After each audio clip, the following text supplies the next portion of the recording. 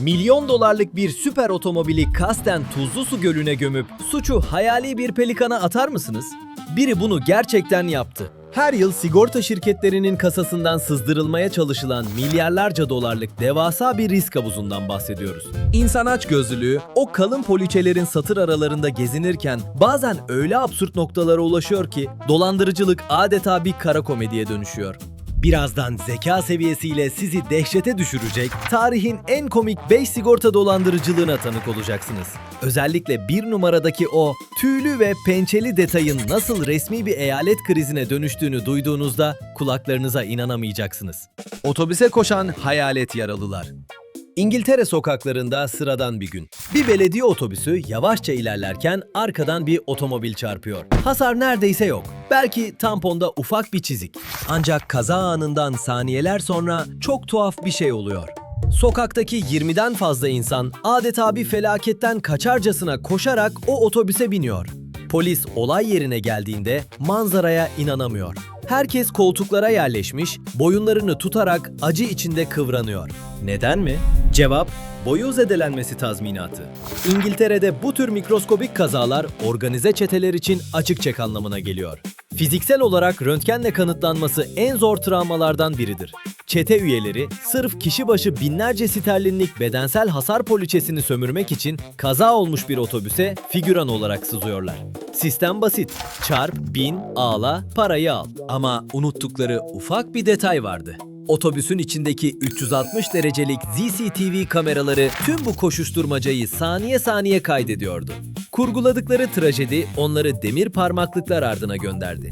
Peki kalabalık bir çetenin değil de tek bir adamın buz gibi bir planda ne kadar çaresiz kalabileceğini hiç düşündünüz mü? Buz Küpü Tiyatrosu. 57 yaşındaki bağımsız bir müteahhit olan Alexander Goldinski çalıştığı şirketin dinlenme salonuna giriyor. Elinde bir bardak dolusu buz. Yere birkaç buz fırlatıyor. Etrafına bakınıyor. Kimse yok. Sonra adeta Hollywood'un en kötü dublörü gibi usulca kendini yere bırakıyor. Bekliyor. Dakikalarca. Biri gelip onu bulsun diye. Amaç, şirketin işveren sorumluluk poliçesinden astronomik bir tazminat koparmak. Bu tarz iş kazası ve kayma düşme vakaları, genel sorumluluk sigortasından yüz binlerce dolarlık tıbbi masraf ve manevi tazminat sızdırmak için en kestirme yoldur. Risk sıfır gibi görünür. Acı çektiğinizi söylersiniz ve poliçe çalışmaya başlar. Oysa tavandaki siyah küçük kubbeyi fark etmemişti. Savcılık o kamera kaydını mahkemede izlettiğinde salon kahkahalara boğuldu. Goldinski'nin Oscar'lık performansı ona yüklü bir çek yerine nitelikli dolandırıcılık suçlaması getirdi. Acemice atılan buzlar bedeli ağır bir faturaya dönüştü. Ancak bu performans bir farenin dahil olduğu o iğrenç senaryonun yanında oldukça masum kalıyor. Çorbadaki kemirgen kumpası. Yemek yediğiniz bir restoranda kaşığınıza ölü bir farenin gelmesi, bir insanın yaşayabileceği en mide bulandırıcı an. 2006 yılında Carla Peterson tam olarak bunu yaşadı. Ya da öyle görünmesini istedi. Tanınmış bir restoran zincirinde yemeğinde bir fare çıktığını iddia ederek $500.000 bir dava açtı. 500.000 dolar. Basın oradaydı. Restoranın itibarı yerle bir olmuştu. Şirket kriz iletişimini yönetemiyor, marka değeri eriyordu. Üçüncü şahıs mali mesuliyet poliçeleri, işletmeleri bu tarz kusur ve ihmallere karşı korur. Genelde sigorta şirketleri, markanın adının daha fazla lekelenmemesi için bu tarz şaibeli davaları mahkeme dışında sessizce ödeyerek kapatmayı tercih eder. Carla'nın güvendiği şey de tam olarak bu sessizlik anlaşmasıydı. Ama şirket geri adım atmadı. Farenin otopsisi istendi. Evet, yanlış duymadınız. Bir fareye adli tıp düzeyinde otopsi yapıldı. Veteriner patologların raporu kesindi. Farenin akciğerlerinde tek bir damla bile çorba kalıntısına rastlanmadı.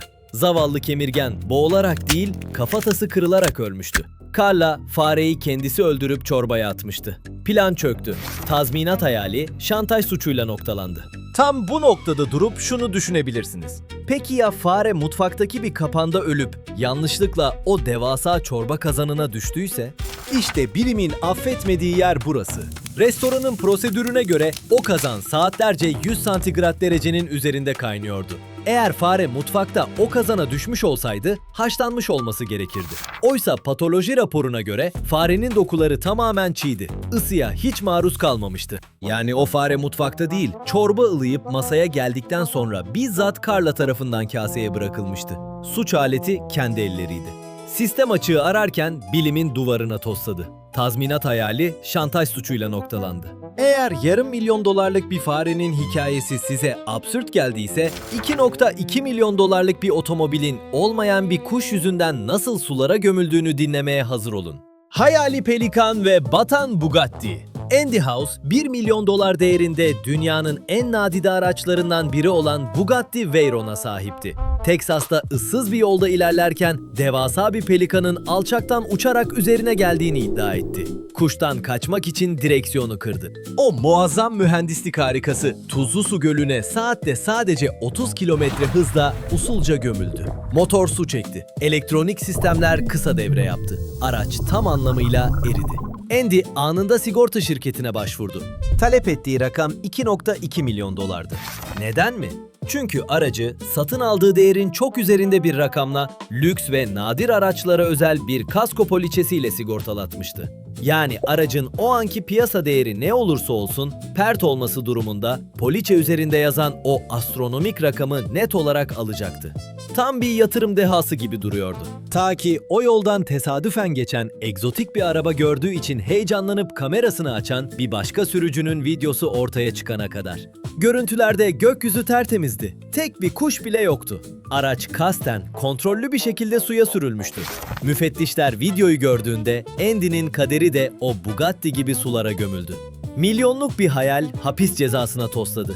Fakat tüm bu olaylar birazdan duyacağınız o akıl almaz, kostümlü tiyatronun yanında sadece birer amatör işi. İşte devletin resmi müfettişlerini bile krizlere sokan o bir numara. Sahte ayı operasyonu. Rolls-Royce Ghost, Mercedes G-Class ve vahşi doğanın acımasız pençeleri. Kaliforniya Sigorta Departmanı'nın masasına peş peşe hasar dosyaları gelmeye başladı. İddiaya göre devasa bir ayı lüks araçların içine girip deri koltukları paramparça etmişti. Zarar tam 141 bin dolardı. Araç sahipleri genişletilmiş kasko poliçesi üzerinden parayı cebe indirmeyi hedefliyordu. Güvenlik kamerası kayıtlarını da kanıt olarak sunmuşlardı. Videoda açıkça arabanın içinde debelenen, koltukları yırtan vahşi bir ayı görünüyordu. Hayvan saldırıları sigorta şirketleri için rutin bir risk grubudur.